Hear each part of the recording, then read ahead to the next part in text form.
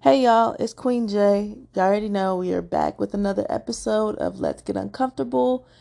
And you already know that we start each episode with a little bit of mindfulness. I'll be completely transparent with you guys. I'm not too sure what the title of this one is gonna be. I know I got some topics that I want to touch on, especially that is very pertinent to healing, especially in relation to healing one's inner child. So we're going to talk about something centered along those lines. And I say something because, like I said, I haven't quite narrowed down like what to call it just yet. So it'll come to me in the moment. But let's get into our little mindfulness session.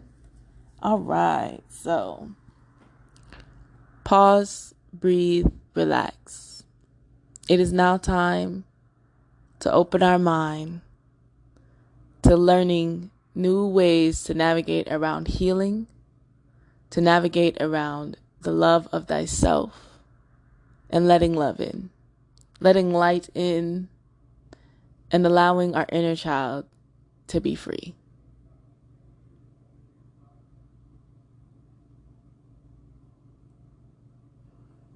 All right, y'all. I really hope that touched y'all souls, that gave y'all some center, that gave y'all some peace, like a big woo-saw moment, because it did that for me. So, like I said in the little introduction we just did, I want to touch on the healing of the inner child when it comes to going along on one's individual healing journey.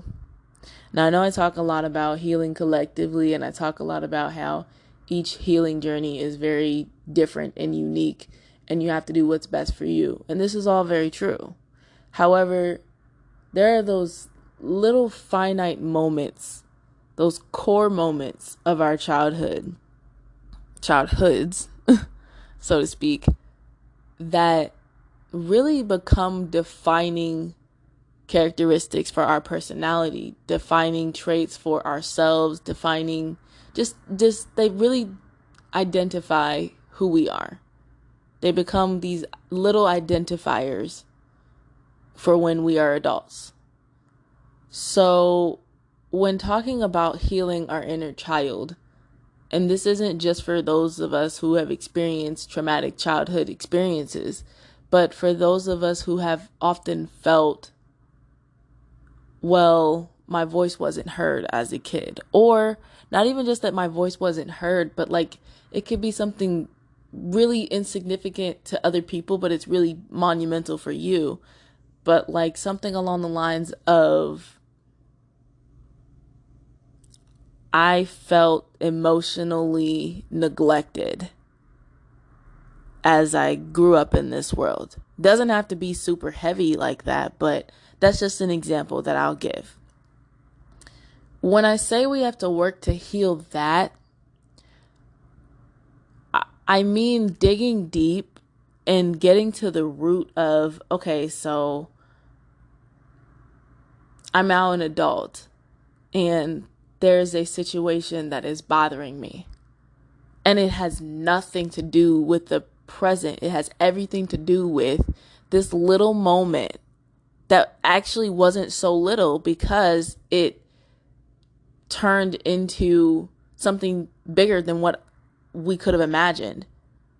For example, emotional neglection is hard to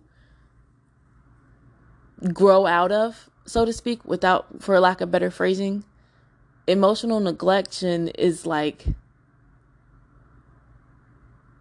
you're being shown by your environment and with even yourself because of your environment that your feelings are not valid, but also that you shouldn't feel at all. So when you have someone or something or an environment that you're in where it's not quote unquote safe and you feel like you can't discuss, okay, I'm feeling a certain way, then it causes an internal resentment. And an internal resentment then grows into, well, if I can't even acknowledge my own feelings, if I can't even acknowledge my own emotions or thoughts because I'm in this environment, well, then that must mean, 2 plus 2 equal 4. So if I go out of this environment, well, then that must mean the world is going to see me that same way and have those same perceptions, that same ideology that when I speak about emotion, then it's going to be neglected. It's going to be dismissed in nature, right? That's not necessarily true. And this is why I wanted to talk about this for this topic, because it's really vital that we begin to understand that all this talk about shifting your perspective and shifting your thoughts and really changing that narrative for yourself, it truly boils down to, okay, real shit, I got some stuff that is going on in my present life that it has nothing to do with my past, but my past trauma, my past moment that I have refused to dig into, look at, examine, whatever the case, is still becoming prevalent. It's becoming prevalent very slowly, but it's still there. And it's a nagging and it's a gnawing feeling of, I want to say something, but I shouldn't. Almost as if you're wondering what the right thing to say is, because you're so caught up in the present moment, but you're also still holding on to a little bit of that past, a little bit of that emotional neglection. Just follow with me. A little bit of that emotional neglection. Then it turns into resentment for the person in the present, and they have nothing to do with the past. So I'll say this. I realized that I was doing this in my present life because as I mentioned in the previous episode, discussing about overthinking while healing, I spoke with my therapist earlier last week. Sorry, getting my times mixed up, but last few weeks ago. Anyway, when I spoke with her, I had in my mind that I wasn't going to touch on this topic because it was too heavy for me to dig into. But then in the middle of the session, I realized that this is the root. This is the root cause of anxiety. This is the root cause of overthinking for me. This is the root cause of disconnection for me. And I was honest and I said, I've been having anxieties from people that I feel that I am no longer a priority in their life. And what I mean by that, I mean as if you don't want to grow apart, but also you're not growing apart, but anxiety's telling you that you're growing apart. So it's a whole thing. It's a whole cycle.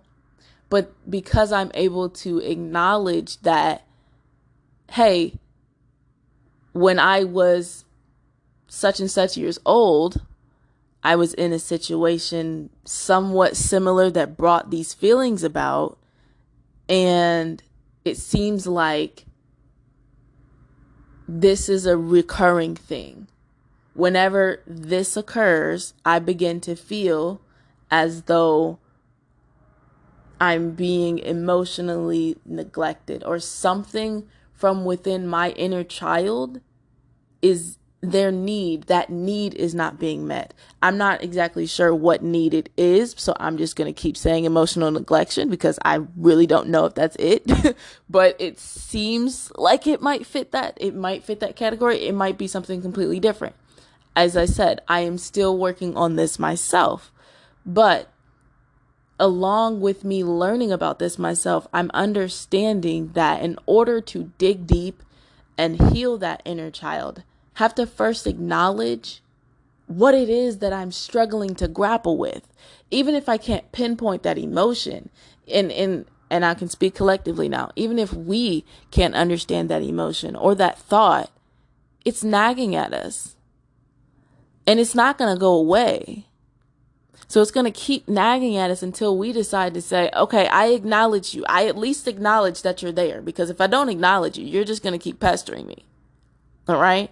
So when I say in terms of healing your inner child and allowing your inner child to be free, what I mean by that is allowing those emotions to arise. At least to the point where you can say, okay, I am acknowledging this feeling. Don't necessarily need to sit in it and process it all at once and all that, because that can be tricky. Hell, I still struggle with that. But when you at least shift your focus back onto yourself rather than making that first knee-jerk reaction to saying, oh, that person doesn't care about me, or X, Y, and Z, whatever rant you guys have, because I know we all got one. When you shift your focus back to yourself and you do that inner reflection and you're like, what is it? This isn't, and you realize the conversation that you are having with this individual, they are not the problem. Not necessarily saying that you're the problem either, but there is something underlying this conversation that you're feeling, and they may not necessarily be feeling that same thing. So I like to pause, breathe, and relax and think on, okay, so this is the root of the issue. The root of the issue is that I have X, Y, and Z that I need to work through. And if I don't work through it, I'm just going to keep blowing up on everybody. And it's because I'm afraid to work through it that I'm going to keep blowing up on everybody, because I think that's the way to do it when it's not. In actuality, what it does is it pushes people. It creates that divide. It creates that disconnection. But, and this is just for me personally, y'all, I long connection. I long for connection. I long for genuine conversations and bonds and deep intellectual connection and those intimate moments, those core memories that can be made with other individuals. So it's really interesting how anxiety can step in, show up, show out, try to show up and show out. And in a moment, if you don't pause, if you don't take a moment to really think about what is the root cause of what you're feeling, that connection that you so value at such high regard can be taken within an instant because you didn't think. You didn't stop for a moment. So when I say that this is pivotal, vital within healing, it's because it is. I can't tell you, I have been in therapy for almost a year now. I've been in EMDR therapy. I always get the lettering mixed up, but anyway, I'm reprocessing the stuff that I experienced when I was a kid, okay? That's all that matters. And I haven't actually ventured into it just yet. I started to. I'm going to here soon, very soon. But from just me taking these few couple of steps and still being along this journey, I'm understanding that I never wanted to get to the root cause. I never wanted to acknowledge that the root issue was there. I never wanted to until a few weeks ago when shit started happening around me. And I was so quick to want to react in the old ways that I used to that I immediately took a step back and I was like, it's not who I am anymore. It's just not. And the longer I took that pause, the longer I took that moment to reflect, that's when I came to the realization that it's some level of emotional neglection that I experienced as a child. Not sure what incident, not sure when, not sure at what age. Hell, there's probably a lot. But at some point in time in my life, I experienced that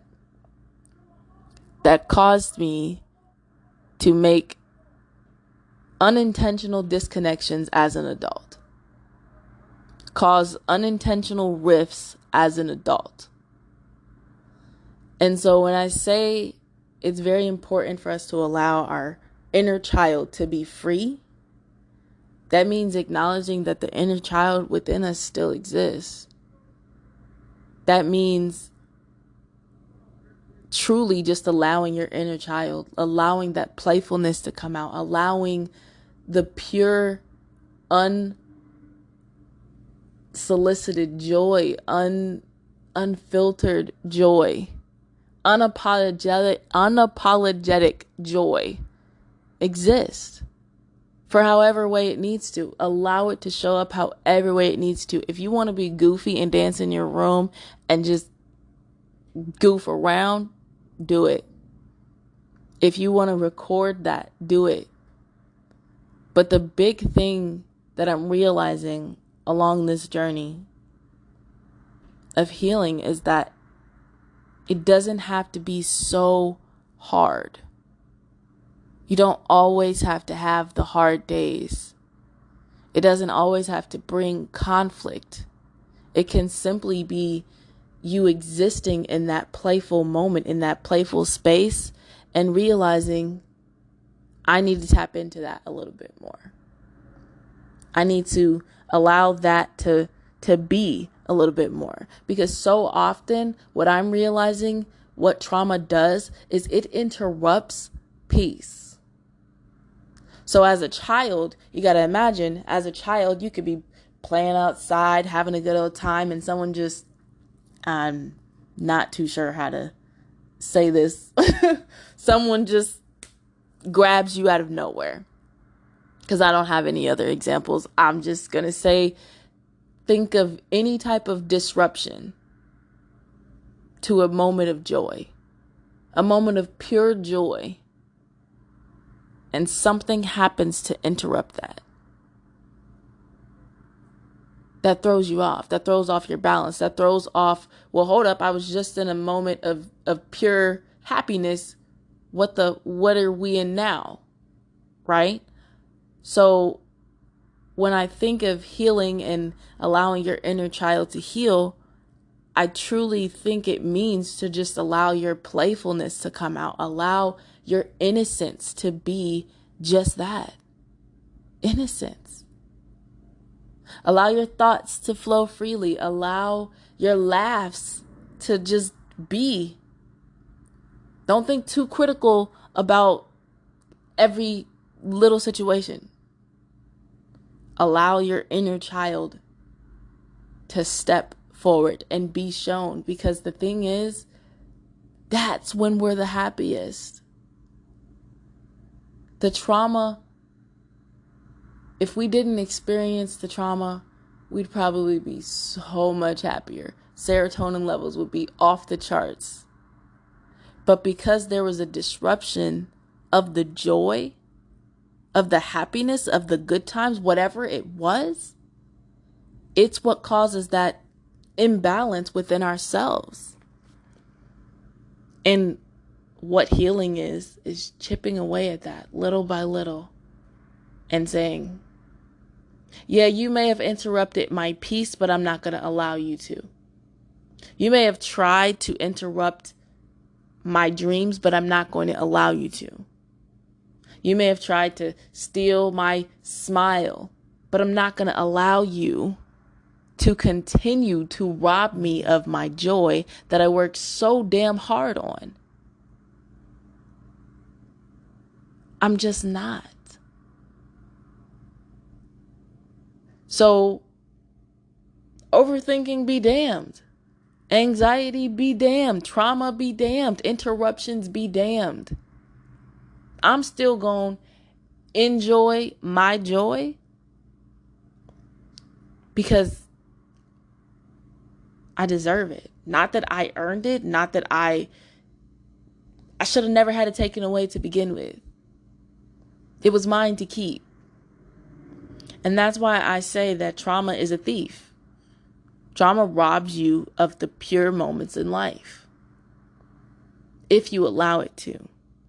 And that's where it all comes back to redirecting, reshifting, unlearning, shedding. All of that has to be done in order to get to the level of I'm just chilling in my peace. And if you can't add to my peace, if you can't support my peace, then be gone. Because we don't need any more interruptions. Because we just don't. We don't need any more interruptions. And we don't need to harp on those sad moments either. We can acknowledge them. And we can process them. And what I mean by processing, I don't mean literally going through each and every incident and saying, well, I shouldn't have felt that way and I should have done this. No. I truly believe that all processing is simply just accepting that it happened. Hell, we can even accept the fact that we didn't want it to happen. But sometimes the outcome we want isn't the outcome that we get. And that's the harsh reality of life, not just healing. Sometimes the outcome we want isn't the outcome we get. Sometimes the outcome we want isn't the outcome we need. Ooh, child. I ain't ready for that conversation yet, but sometimes the outcome we want isn't the outcome we need. I don't know about y'all, but that hit for me. Especially when I think of how many times I've overthought and overanalyzed a situation and wanted it to go a certain way. And it didn't because I don't have that power to do that. At least not yet. But I simply think that for me, I have been so afraid of being in that place of pure vulnerability where I do have to accept and acknowledge those hard feelings, those hard incidents, the hard thoughts of my childhood. Simply because I kept telling myself for so many years, it's okay. You got it. You don't have to ever go back there. You don't have to ever think about it again. Just, it's okay. Brush it off type of thing. Thug it out. But you can only thug it out for so long before it becomes a real problem within your life, within the way that you carry yourself. And I began to realize that difficulty just a couple weeks ago. And that's when I took a step back and I saw everything from a new light, a new perspective. One where I'm not so afraid to process, because processing isn't like taking everything in all at once and rushing to the finish line. Processing, for me at least, is sitting in my thoughts and acknowledging them as they pass. Processing for me is sitting in those moments in time where I felt low, hell, maybe even at my lowest, and acknowledging, yeah, that happened. Because I feel like the one thing that can disrupt one's healing journey is the disacknowledgement of what occurred. The disacknowledgement of the trauma, the pain, the sadness, the loneliness, whatever it is that you're healing from. The more you shy away from it, the more damage that's being done to yourself, psychologically, physically, mentally. And it sucks because you're kind of just stuck on this hamster wheel. You're running and you're running and you're running, but you're not going anywhere, because the thing is, it's going to catch up to you. Because like it or not, and I say this a lot too, like it or not, it's a part of you. It don't have to define you. That doesn't mean that because I went through something from my childhood that I am automatically going to walk around almost with these labels on me because that's who I am. No. They make up who I am, but they don't define me. There's a huge difference in that. And I had to come to terms with that as well. Because for me, in middle school, I had this constant feeling that everyone knew what was going on. Maybe it was because I felt everyone's energy, but I constantly felt like they knew you're getting in trouble at home. You're being abused. No one's listening to you. I constantly felt like everyone knew that I was crying out for help. As young as middle school, y'all. That's crazy young to be that receptive of other people's energies, to be that receptive or of what I had going on around me, and think that because of this hypervigilance or this hyper sense of feeling and energy, this hyper awareness, that everyone in the freaking room must know what the heck is going on with Janae, because it's evident, right? She's not talking in school. It's evident. She's not, you know what I mean? It was those little moments where I really felt like, damn, they know. And that was the biggest issue for me, because I would go into a room, I would sit in class, I would sit wherever. And when I finally expressed that to one of the counselors, they were like, but we have to understand that everyone doesn't know. People don't know what's going on with you unless you tell them. And I was so flabbergasted by that. And I don't know where, I still to this day do not know where it came from, but I'm doing the work to figure it out. But that feeling has caused me to feel as if, well, damn, everybody know what's going on with me anyway, so I don't even need to speak. I don't need to speak on when I'm having bad days, right? But then I have my friends, my people that will literally text me and be like, catch me up. I want to know everything. Tell me. And I'm like, oh.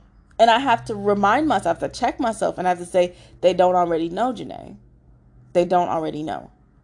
And maybe that is because of the family dynamic in which I was raised in, where everyone knew everything before I could even say it. So I didn't have that space where I could be like, well, I got this to tell y'all. I got this to tell. It was just like, yeah, we know. We know already. We know. But again, going back to healing your inner child and allowing those things to take place and accept those things for what they are, I had to come to terms with, just because that this is my experience when I was growing up, it's not the case for everyone. It doesn't apply to everyone. This is not a universal rule just because this is the family dynamic that I was raised in, where we're all like super into everybody's energies and they know something's wrong, or they know what I'm going to say before I say it because somebody done blabbed their damn mouth.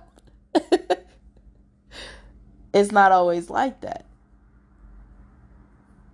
But I want to end this week's episode with a little bit of a freestyle about coming back to playfulness.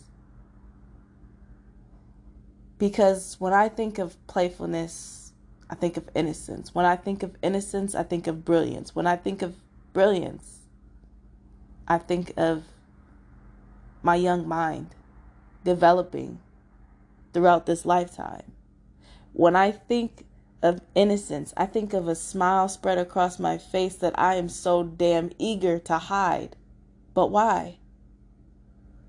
Why must I feel that my joy is something wrong for me to feel?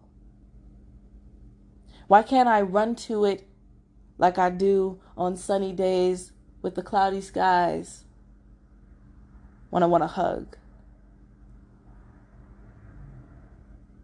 Why can't I embrace it the way I embrace my love for music and I embrace my passion for words and storytelling? Why is it that each time I smile, I put my hand up and my head down? Is there something wrong with the joy that I experience? Or is this because of the trauma that I'm believing in? Is this disruption causing me to feel that my smile was somehow mispainted wrong? Is this because the trauma disrupted something that I yearned for so long? Is this because an incident that I have not named continues to cause me pain? Why do I shy away from happiness when that's all that I really want to claim? Why can't I go back to those sunny days sitting on the playground in my PJs dancing like no one was watching? Playing patty cake with my friends, and there was no need to pretend. No disruptions until school's over. So why can't we all just return back to that playfulness? Because I know it's hidden deep inside that we also try to hide. So why not? Why not return to what was once lost because of something I probably done forgot? Why not? Why not recapture the moment of those smiles and those hugs far and wide? Why not? Why not recenter, reclaim, rejoice at the absence of pain? Why not return back to our innocence, that playfulness? Why not return to our innocence, that playfulness that exists within inside of us, rooted deep within us, that plants those trees that grow like mountain leaves? Why not? Why not bring myself back to center by being innocent again? Softness and beauty, purity and kindness, love, humility. Return this back to me. For the disruption was just that, a moment of false clarity. Return peace and innocence back to me. Give it back to your young self that may have had it stolen from them. All right, y'all. This was a pretty interesting episode. If you guys liked it, please let me know how you felt. I'm glad that I can share this platform with you guys. I truly am. I thank you guys for your support. If you guys want to continue supporting me, I do have my Instagram at officially Janae H. That is JANAYH on Instagram. And you guys stay tuned for the next episode. Peace.